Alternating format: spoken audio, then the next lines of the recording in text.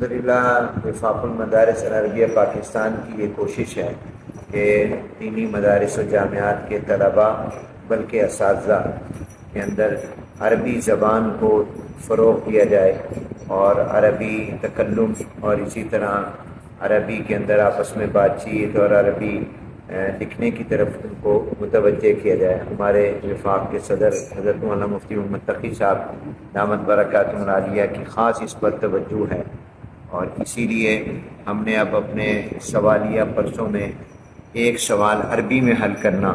ضروری اور لازمی قرار دیا ہے، اور الحمدللہ اب رفتہ رفتہ طلباء میں عربی ذوق بن رہا ہے، لیکن ضروری ہے کہ اس کی طرف اساتذہ متوجہ ہوں، اس لیے کہ جب تک ارباب مدارس اور اساتذہ متوجہ نہیں ہوں گے اس وقت تک مطلوبہ نتائج حاصل نہیں ہوں گے۔ طلباء کے اندر عربی کی استعداد اور عربی کا